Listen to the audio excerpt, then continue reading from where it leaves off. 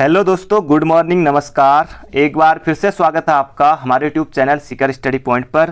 दोस्तों, हर रोज़ हम मॉर्निंग में 10 महत्वपूर्ण प्रश्नों को देखते हैं और ये सीरीज़ हमारी आती रहेगी जब तक कि सभी एग्ज़ाम आपके नहीं हो जाते।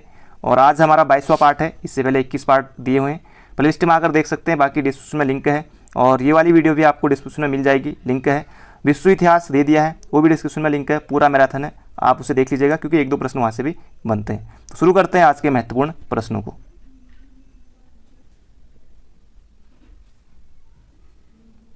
तो आज हमारा पहला प्रश्न है दोस्तों, कुछ क्वेश्चन यहाँ पर करंट अफेयर के हैं, एक दो प्रश्न, और ये भी बहुत ज़्यादा महत्वपूर्ण है, तो इसलिए मैंने करंट अफेयर भी इसी में उत्तराखंड के लिए हैं।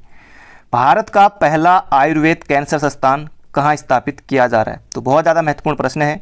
भारत का पहला आयुर्वेद कैंसर संस्थान कहाँ स्थापित किया जा रहा है? तो दोस्तों इसका सही उत्तर हो जाएगा कहाँ?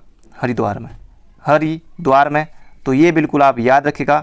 और जैसे जो भारत का जहाँ पर आ जाएगा, जैसे इस तरह से आ सकता है कि भारत का पहला, या फिर भारत ना दे करके देश का पहला, कुछ भी कहें आप, प्रश्न की परिभाषा कुछ भी हो सकती है। तो भारत का पहला जो हिम तेंदुआ संरक्षण केंद्र है, हिम तेंदुआ संरक्षण केंद्र, तो ये कहाँ है? तो हिम तेंदुआ, तो ये है उत्तरकाशी में, उत्तरकाशी में। और इसी तरह से जो अगला प्रश्न है, जो इस तरह से पिथौरागढ़ में बना था, वो बना था भारत का पहला लाइकेन पार्क, भारत का पहला लाइकेन पार्क। तो ये भी आ सकता है कहाँ है? पिथौरागढ़ में। और एक नैनीताल में बना था, वो था भारत का पहला मास गार्डन। हाँ, भारत का पहला मास गार्डन, तो ये कहाँ है? नैनीताल में। तो इस तरह से प्रश्न बन सकता है। तो भारत का पहला आयुर्वेद कैंसर संस्थान, तो ये हो जाएगा हरिद्वार में। तो सभी आपको याद रखने जरूरी हैं। महिला चालक द्वारा सफारी कराने वाला देश का पहला राष्ट्रीय उद्यान है, तो है अपना जिम कॉर्बेट राष्ट्रीय उद्यान।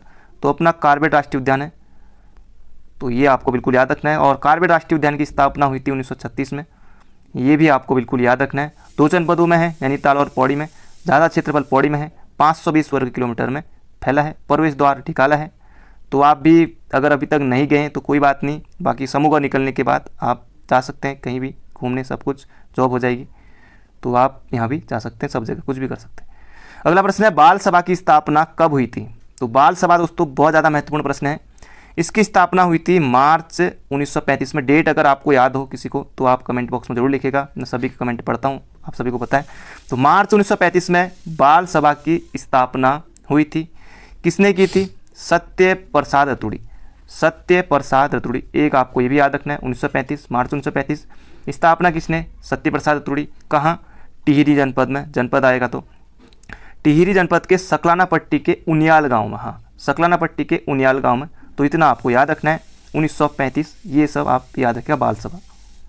अगला प्रश्न है, भोटिया जनजाति का ग्रीष्मकालीन आवास। अब कभी शीतकालीन आवास आएगा एग्जाम में, कभी ग्रीष्मकालीन आवास। तो फॉरेस्ट गार्ड में था, यहाँ पर ग्रीष्मकालीन आवास ही है, तो ये हो जाएगा मैथ, ये हो जाएगा ग्रीष्मकालीन आवास, हो जाएगा कौन सा? मैथ। और शीतकालीन आवास हो जाएगा, शीतकालीन आवास हो जाएगा गुंडा या मुनसा।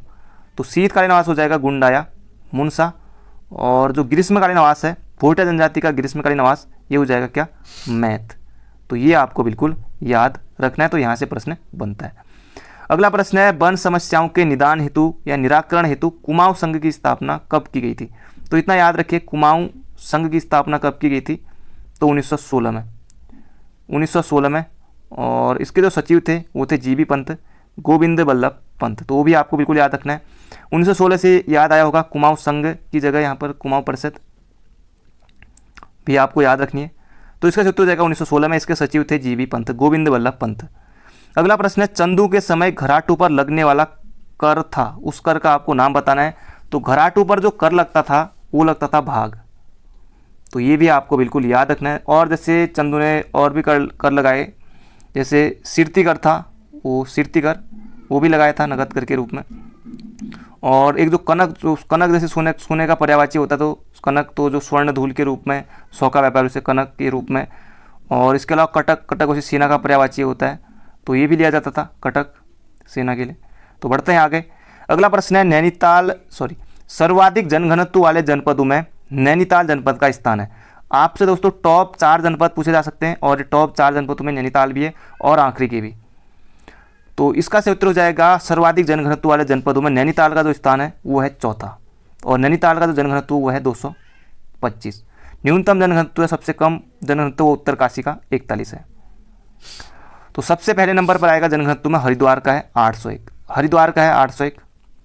हरिद्वार के बाद देहरादून मत करना, हरिद्वार के बाद आना है आपको कहाँ, उधम सिंह नगर में, उधम सिंह नगर का है 649।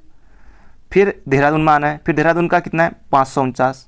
फिर आएगा कितना यहाँ पर नैनीताल 225 और चौथे नंबर पर।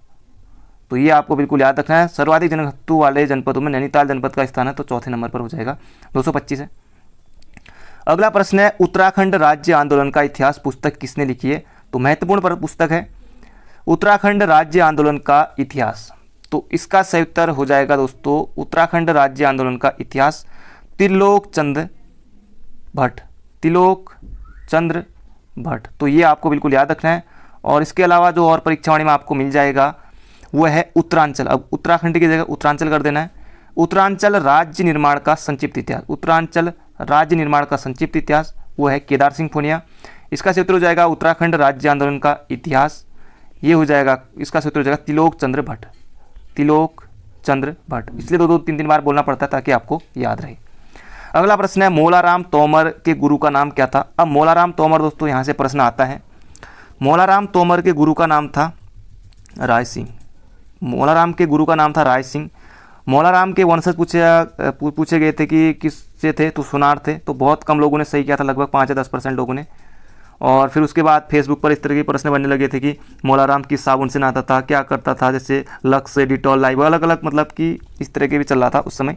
2018 की बात है, अब तो खैर बीत चुका है, सभी लोग लगभग उस समय बड़ा चर्चा में रहा था ये वाला प्रश्न, मोलाराम तोमर के वंशज क्या थे करके। और जैसे मोलाराम तोमर जैसे फिर अलग अलग तरह के क्वेश्चन बनाने लगे लोग, और खैर अब तो छोड़िए, लेकिन मोलाराम तोमर के जो गुरु का नाम था वो यहाँ पर है, वो हो जाएगा राय सिंह। माता का नाम था रामा देवी, और जन्म हुआ था 1743 में, और रहे थे लगभग 1833 तक, लगभग 90 साल जी के गए मोलाराम। तो इसका क्षेत्र हो जाएगा यहाँ पर मोलाराम तोमर के गुरु का नाम राय सिंह। आज का हमारा आखिरी क्वेश्चन, केंद्रीय भवन अनुसंधान संस्थान स्थित है? तो ये स्थित है रुड़की में। केंद्रीय भवन अनुसंधान संस्थान कहाँ स्थित है?